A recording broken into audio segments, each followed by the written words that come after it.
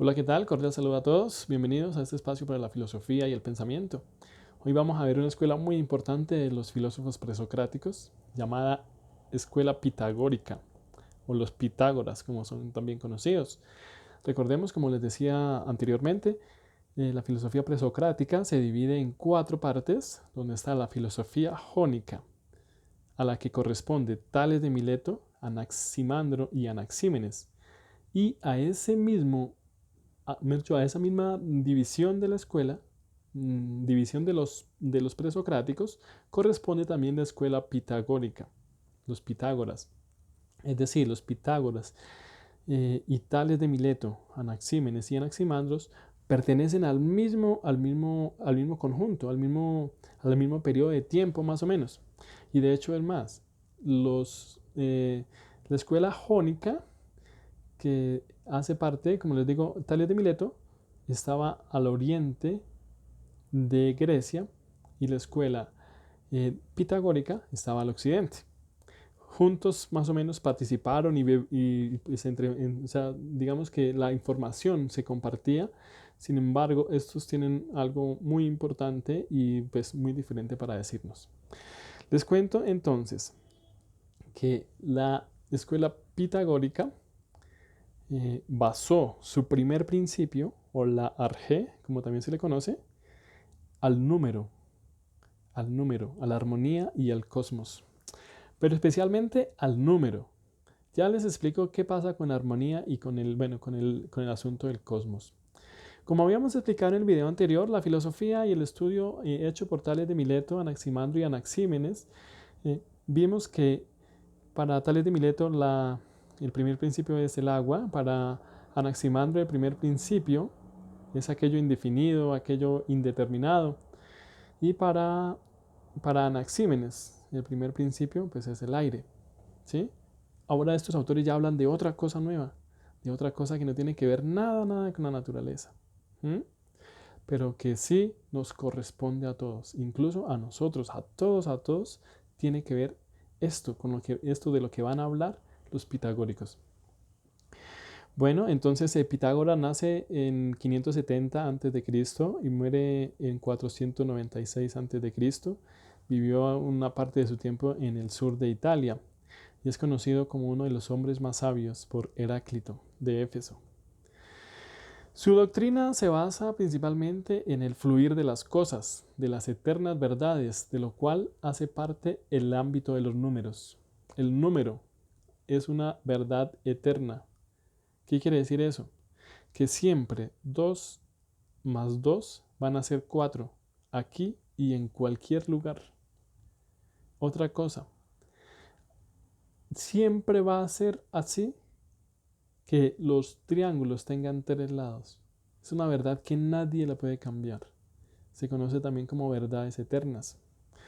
Los pitagóricos se caracterizaron por ser una escuela ascética.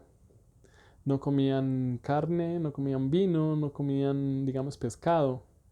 Y otro asunto, nunca se bañaban.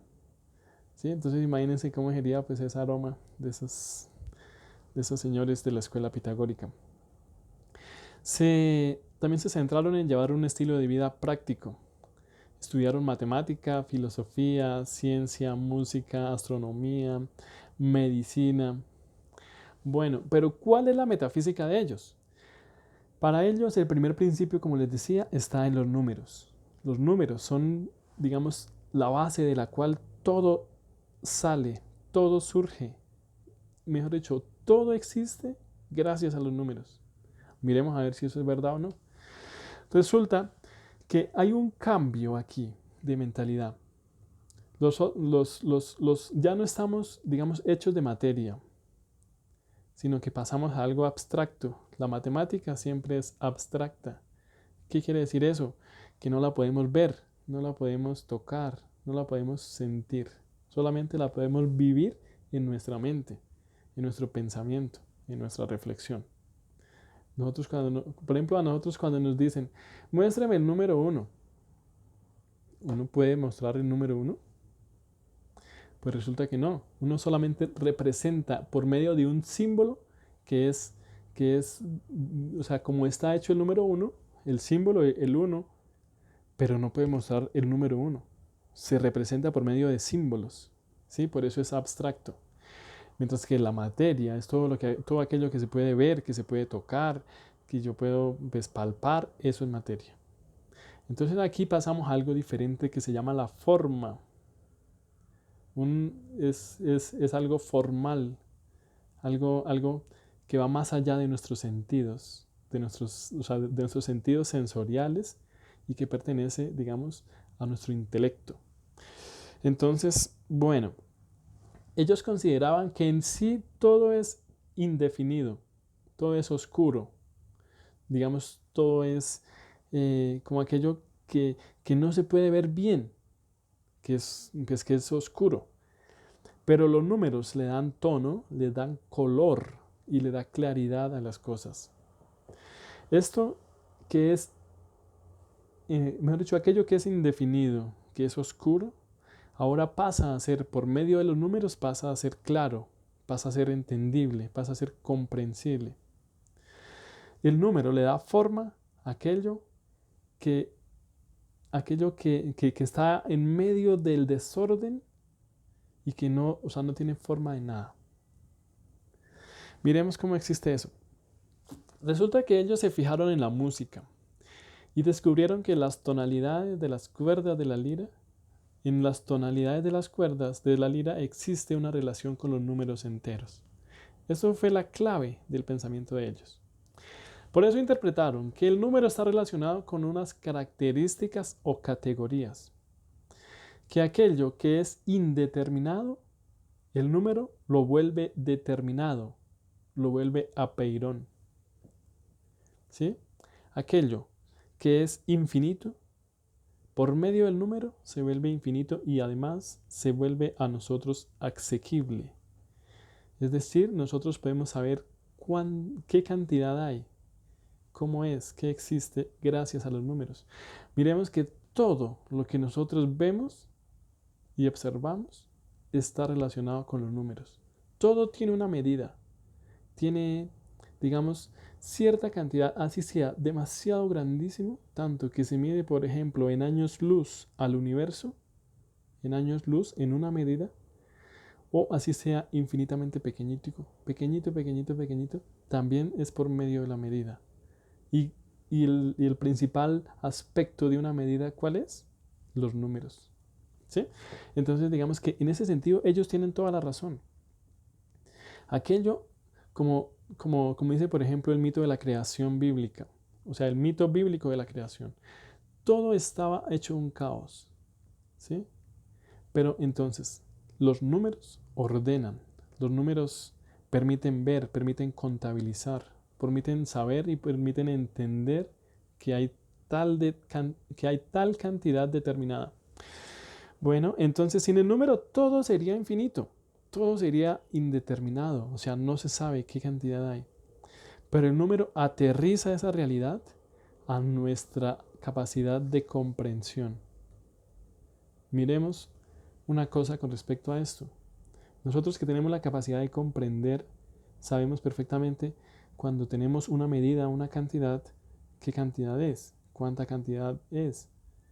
Pero los animales pueden saber cuántos hijos tienen, cuántos hijos, por ejemplo, yo pienso en una perrita que tiene una cría, digamos, de 5 cachorritos.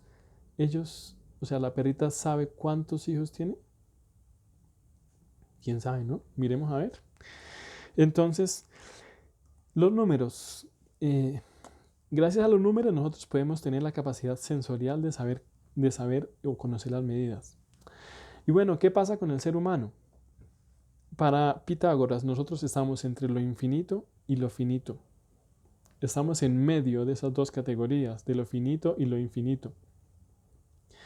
Y los números nos permiten tener esa certeza de aquello que es finito para nosotros y de aquello que es, pero no nos permite tener la certeza de aquello que es infinito. Por eso los números son importantes, porque los números nos acercan a una verdad. ¿Sí? Los números, gracias a los números, nos permite pues, saber con certeza la cantidad exacta de lo que hay. El número también hace parte digamos, de un principio lógico, como les decía. Los tres lados del triángulo tiene que ser una verdad aquí y en cualquier parte. Bueno, ellos también miran o creían, o mejor dicho, pensaban que la armonía de la música es algo que no se da en línea recta. ¿Qué es, digamos que la música? La música ha sido definida por algunos como aquel sonido armónico que es agradable al oído. Pero ¿por qué no se da en línea recta? Porque nosotros vemos que o sea, las notas de una melodía van como en forma circular. Por poner un ejemplo, yo comienzo una canción en re mayor, paso a la, luego a sol y nuevamente vuelvo a re. O sea, eso está en forma circular. Entonces, digamos, este concepto de armonía también se da así, de manera circular. Tiene ciclos. Y donde inicia, allá vuelve otra vez. Lo mismo sucede, según los Pitágoras, con el cosmos. El cosmos también está en movimiento, pero de manera circular. ¿Sí? Aunque eso, bueno, después fue desmentido por Galileo Galilei y por otros estudiosos, pues que se dieron cuenta que en realidad, pues si era así de manera circular, no cuadraba, digamos, las fechas, no cuadraba, bueno, el movimiento. Entonces, sin embargo, esto fue retomado por Nietzsche cuando habla del eterno retorno. ¿Qué dice Nietzsche? Que nosotros estamos en nuestra vida, pues, o sea, todos, pero lo único que nos da relación es el paso por nuestra vida. Bueno, y además, Pitágoras también expresa que nosotros siempre estamos en un eterno retorno. Cuando decimos, por ejemplo, hasta luego, cuando decimos hasta mañana, ¿sí? Uno espera ir, pero volver, siempre volver. Es decir, estamos en un constante, eterno retorno. La música es un sentido armónico que, digamos, por eso es importante también la armonía, porque ellos estudiaron mucho la música. ¿Qué altera la armonía que existe en la naturaleza? O sea, como les digo, ellos estudiando la música se dieron cuenta que el cosmos y la naturaleza viven de manera armónica. Hay una armonía en la naturaleza. Pero ¿quién o qué daña esa armonía? Pues resulta que es el hombre. El hombre es el que daña la armonía de la naturaleza.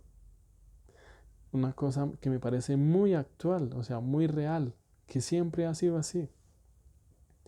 Porque, digamos, quien interviene en la naturaleza de una manera fuerte, de una manera que daña el ciclo armónico, es el ser humano, el hombre. Por eso ha sido considerado por muchos como al ser humano como la peor plaga que ha tenido que soportar la tierra. Bueno, ¿qué es lo novedoso de esta teoría? Porque como les digo, pues ya nosotros, pues sí, los números y eso, pero pues tampoco, o sea, nosotros no venimos de un número. Sin embargo, lo novedoso de esta teoría es que la ciencia moderna vive gracias a los números. Así, tal cual. La computación, la inteligencia artificial, la medicina, las ciencias de la ingeniería, la ciencia médica, la ciencia, digamos, todo lo relacionado con lo científico, su principal elemento es los números. Viven de los números, estudian los números. Sin los números no podría construirse esa estructura de la cual se está haciendo y de la cual pues, nos acerca, digamos, a la verdad. Por eso el descubrimiento de los pitagóricos es considerado como uno de los descubrimientos más importantes del ser humano, de la historia humana, porque ha sido, digamos, la base principal para muchas disciplinas que han transformado al mundo. Finalmente, los pitagóricos, como les he dicho, nos expresan que hay una relación entre lo determinado y lo indeterminado. Y en medio de esa relación están los números. Mejor dicho, solamente los números pueden acercarnos a aquello que ha sido como lo infinito. Para, bueno, otra cosa, el número se relaciona con la forma y lo numerado con la materia. ¿Sí me hago entender? Es decir, aquello que es numerado es porque se puede ver, se puede tocar, se puede saber, o sea, es materia.